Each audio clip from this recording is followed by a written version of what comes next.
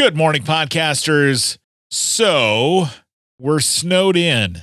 Nice day to make some simple updates to your website to help you grow your podcast email subscriber list.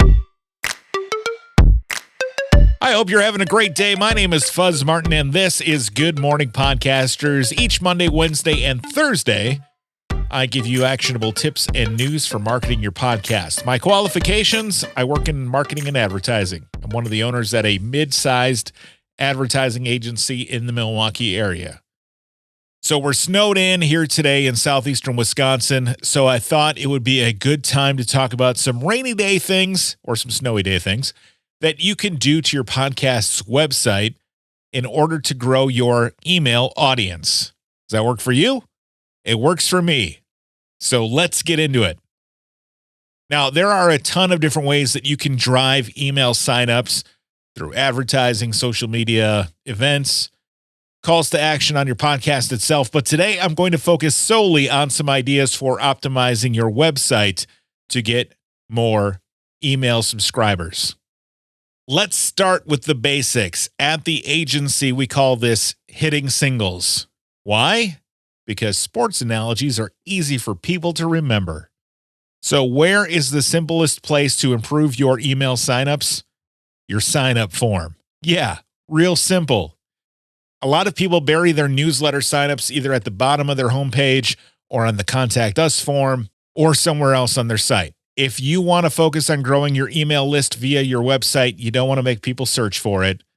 Make the form more prominent. If this is your focus, move it above the fold, give the call to action more pizzazz, razzle-dazzle them, and make it sing. Next, and this holds true for every form that you might ever put on a website ever, research shows that the more fields you have in a form, the fewer people will complete them. So unless you require specific information to segment your audience, I recommend starting with just the user's email address, or at the most, their name and email address. And of course, the opt-in box. Do you want to juice the number of signups on your site? Try giving something away free to every subscriber. This could be a free sticker, a free custom piece of art, a shout out on your podcast. That's free. A white paper download focused on your niche industry. There are a whole bunch of things that you can give away for free. Remember that if you go with something physical, you're going to have to mail it, and that means in the US, postage is 60 cents plus the cost of an envelope, sticker, your time, etc. It can get pricey, but it might be worth it depending on how you monetize your show and your email list. And of course, if you're going to be mailing something physical, you'll need their address, which I would recommend you ask for after they've signed up. Again, going back to the last step, because you want to reduce the number of form fields that it takes to fill in the form. All right, so the next thing you could do to drive email subscribers is add a timed pop-up or an exit intent pop-up to your homepage. You've all seen this before. Either the sign-up box pops up after you've been on the site for a few seconds or a minute, or an exit intent pop-up works by triggering when your website detects the mouse moving toward the top of the screen, signaling that the visitor is about to GTFO. The availability of some of these features depends on what kind of platform you're using on your website. If you're on WordPress, it's super simple. There are others that I'm certain it works on, but you may want to research and Google that solution to see if it works for your site before you go too far.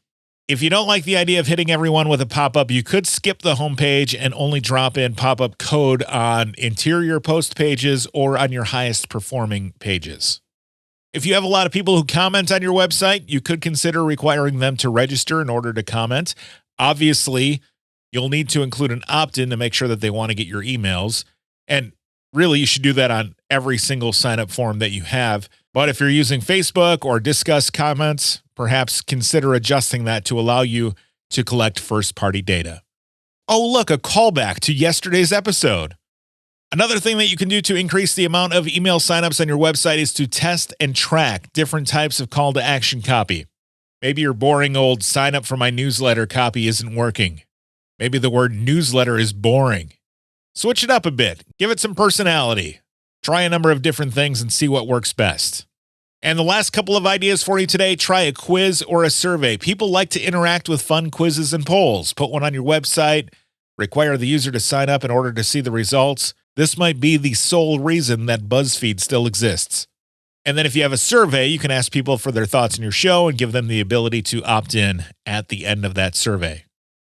So there you go. I gave you 9 different ways to optimize your website for email subscriptions. You want to recap? Here we go. Number 1, make sure your sign-up form is prominent. Number 2, reduce the number of fields in your sign-up form. Number 3, give away something to new subscribers.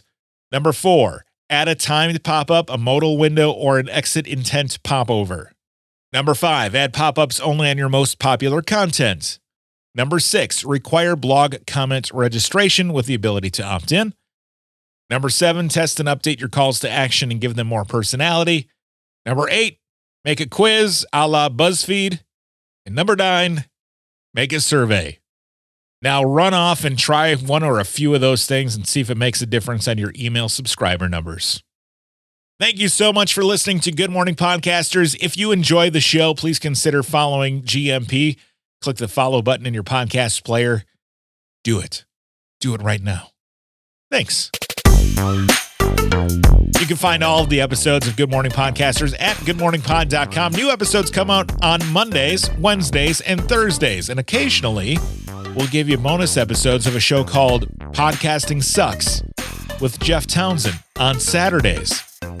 Those episodes come right here into the Good Morning Podcasters feed. We just recorded an episode last night. It might come out this Saturday, or it might be next week, but I'll definitely let you know on social media. Again, my name is Fuzz Martin. I appreciate you, and I'll talk to you next time, right here on Good Morning Podcasters.